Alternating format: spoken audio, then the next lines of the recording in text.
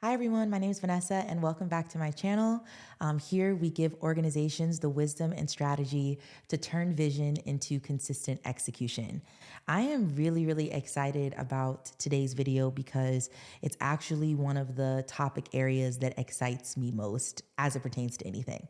And that is communication. So if you don't know, one of the 4 pillars that we talk about on this channel is how we believe organizations can reach true freedom operationally and just in general. And that is building healthy people, building healthy leaders, building healthy communication, and building healthy systems. So today we get to hyper focus on communication, and I'm really excited about that. So today specifically, we're going to talk about how poor communication impacts execution. I'll repeat that one. How poor communication impacts execution. And so what has birthed this topic area for today is one of the biggest reasons that organizations struggle with execution is not because of a lack of talent. What we see often, and I used to do recruiting and I've worked in a lot of corporate spaces, as well as other organizations, churches, nonprofits, educational sectors, all of that. And one of the common threads is, okay, we're struggling. We just need to hire better people. We need to hire people that are more talented. We need to hire people that are more skilled. We need to hire people that know how to do more things. But the reality is that struggling with execution is not just about hiring people that are more talented. It's also about being sure that you have a good grasp on how to effectively communicate within your organization. Poor communication is one of the most dangerous things that an organization can have operating there. And the dangerous part about it is that many organizations don't realize that communication is a problem because they see everyone as busy, right? And by busy, what I mean is you see people working, you see them producing, you see them doing things, you hear a lot of talking, there's a lot of activity, but just because there's a lot of activity, it doesn't mean that there is actual alignment. And communication, effective communication, is what reveals if alignment is actually there or not, right? And what I mean is you can have people who are talented, you can have people that are seemingly working hard, you can have extremely strong vision, and you can have really smart people, but you can still end up experiencing inconsistency, confusion, missed expectations, tension, conflict, duplicated work, people not really knowing what's going on. You as a leader having to consistently repeat yourself over and over again. A lack of follow through, a lack of accountability. I could go on and on. But all of this is because communication is unhealthy. It's inconsistent. It's unclear. And here's another one. Sometimes it's emotionally charged, right? And it becomes even more dangerous if your organization is rapidly growing because growth actually magnifies communication problems. I'll repeat that. Growth and transition magnifies communication issues within an organization. A lot of times people think, okay, if the organization grows, like this is just happening because we're small. This is just happening because where we're at. Once we expand, it's all going to get fixed. It's all going to get better. But the truth is growth is a revealer. Growth is an exposure. Growth brings multiplication to whatever's already existing. So if you have healthy communication now as you grow, if you maintain it, right, you continue to iterate on it, you're going to have great communication as you scale. But if you're having bad communication now, if things are already unclear, if you're already having to consistently repeat yourself, if people are already operating outside of alignment, then once you grow and once the organization expands, it's only going to get worse from there, right? And again, I wanna touch on what communication actually is, because communication is not just about relaying information. The purpose of communication is not just to tell people what to do. Communication is the gateway to alignment. It is the avenue and the channel for people to understand accountability, for them to understand their expectation, for you to even build trust, for there to be clarity, and again, execution. When communication breaks down, you can surely know that execution is going to break down too if it hasn't already, right? And so again, I want to dig a little bit more into what communication actually is, because sometimes we hear, okay, we need to communicate better, and we think that means we need to talk more, and it doesn't mean that. One of the biggest misconceptions is that people think as leaders, an effective leader is someone that talks a lot. But it's not about talking a lot, it's about talking intentionally and effectively. Because communication, or effective communication, is not measured by how much you say. It's measured by what people understand, what people can execute on, what gets reinforced, and whether alignment is actually happening. So we have a lot of leaders who think they're excellent communicators because they talk a lot, but communicating frequently, but still communicating poorly is still a problem, right? And when we think of what effective communication is, it's clear, it's direct, it's consistent, it's emotionally intelligent, right? It's graceful. It's grounded in truth. There's proper timing. There's proper time and place. There's also an element of listening in communication. Communication is not just what goes out of you. It's also what you listen to, because that informs what you're saying as well. Expectation management, reinforcement, all of that. And so one of the dangers in being able to fix communication is assumption, because a lot of leaders assume, well, if I said it, then everybody must understand it. But again, communication is not about what was said. Communication is about what was understood, what was reinforced, and what it has provoked in other people. Communication is an avenue or a gateway for influence. Once someone hears you say something, once you've communicated a thing, there should be a response to it. And so if you're seeing that you're constantly communicating, but the response that you're getting is still a lack of understanding, it's still confusion, all of that, before you focus on, okay, there's just an issue with my team. There's just an issue with my people. You should evaluate what you communicated, how frequently you communicated it, how clear it was, and did you check for understanding before you launch them out into whatever task you gave them to do, right? And so this is why we said earlier, right, that it's not just about talent, because you can have incredibly capable people, but capable people still need effective communication to be able to operate well, right? Talent does not remove the need for clear communication. This is another major misconception. You'll hear me say misconception a lot on the channel, because a lot of the things that we're breaking down here is assumption, right? And thinking that we don't have to take these steps. People just should figure it out. People should just have it. But leadership is the exact antithesis to that frame of thinking. Being a leader requires you to be intentional about the development. You should never assume people will just get it. You cannot expect something from someone that you have not developed them into, right? People are not going to just automatically get it, because you can be highly capable, but you still need clarity, right? You still need reinforcement. You still need clear direction. You still need a healthy way to get feedback. Execution requires alignment, 100%. Even you, right? You want clarity. You want your team to check in with you when things are complete. You want to make sure things are followed through wrong. You want to know what's expected of you. It's that much more for people who are carrying out a vision that they didn't get first. You have a level of context because you birthed the vision. You have a level of context because you created an organization. You have a level of context because you are a leader and you have more insight into something that your team may not. So they, even the more, need clear communication from you to be able to carry out the vision that you have, right? Because what we don't want to do is have our volunteers, team members, employees, whatever it is for you at your organization, trying to interpret expectations while they're supposed to be confidently executing them. And that's what happens. Interpretation gaps lead to executional or execution related breakdowns. And the reason is because instead of being able to execute with confidence, now you have people on the team who are trying to figure out, okay, so did they mean this or did they mean that? Or, well, what if they meant this? Okay, well, I'm just gonna do what I think they meant and then just go for it, right? We often hear this phrase, I don't know if you guys have heard this, but it's better to ask for forgiveness than permission. And I don't agree with that. It's better to have clarity before you do. Now, you have to give people the space to possibly fall, to make mistakes. You could be as clear as you want to be, and there still might be something that happens because it's just an opportunity for growth, development, and we're human beings. But there are a lot of preventable breakdowns that happen just because things were not clear from the beginning. And if you consistently operate from a place of assumptive communication, you're going to have tension, you're going to have duplicated effort, you're going to have gaps, you're going to have things that are undone, you're going to have things that are unclear, right? And the issue with this is when you're dealing with an organization that you have, right? You often may hear me talk about vision, and it's the vision really is the embodiment, right? Or the overview, the life behind the impact that you're hoping to make at your organization, right? So when you think of your vision, it is, why are we here? why does this organization exist? If it's a church, why is the church existing? If it's a business, why is this business here? What is the impact that we want to make?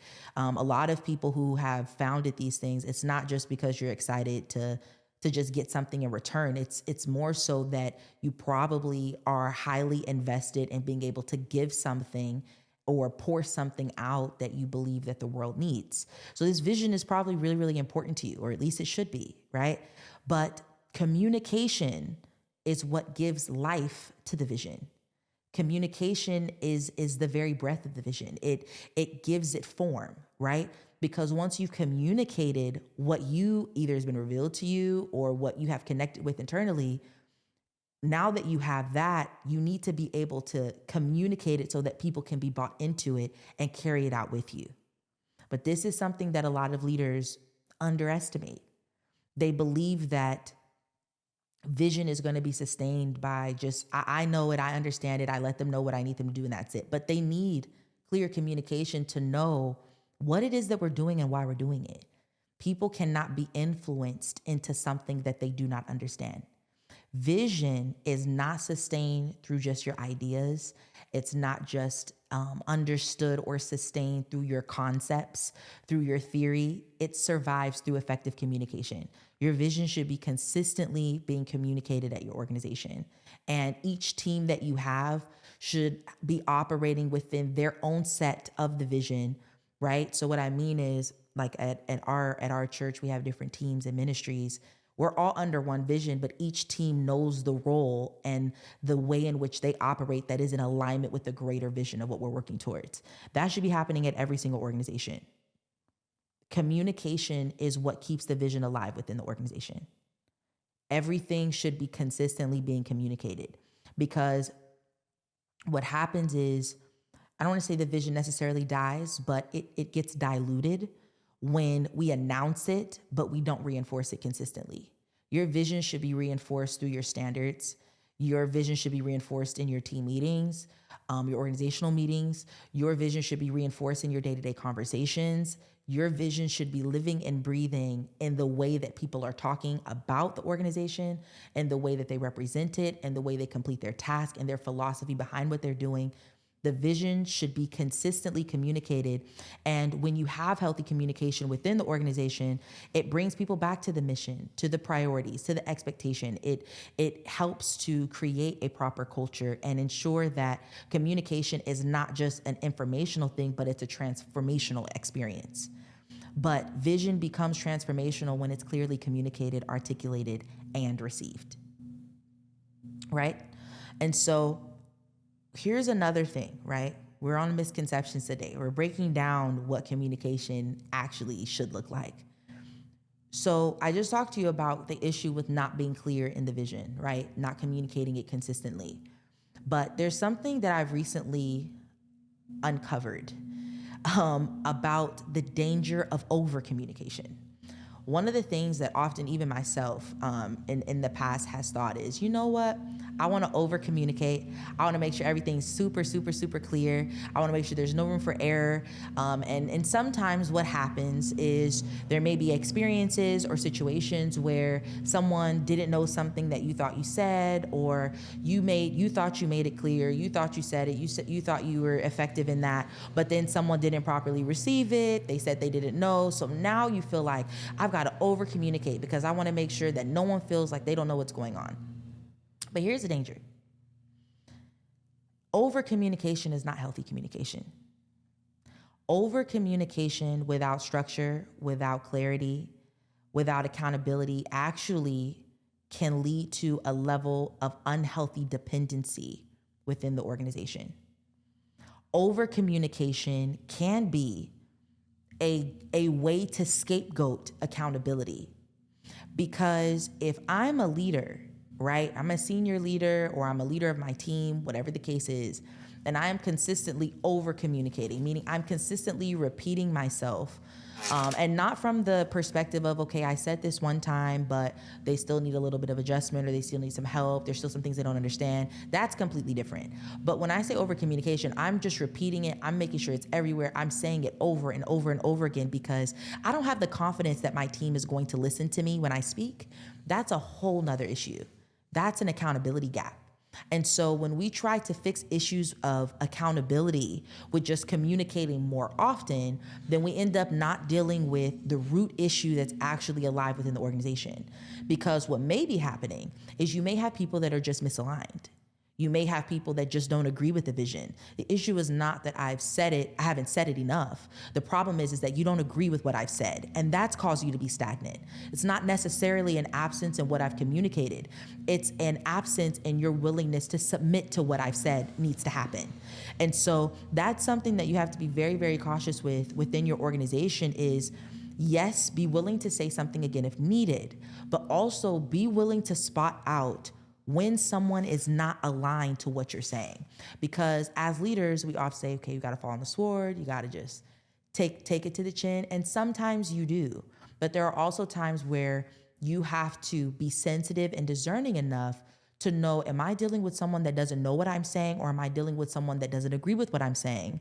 And now that is causing us to be stopped or to be stagnant in an area where there should be more progression, right?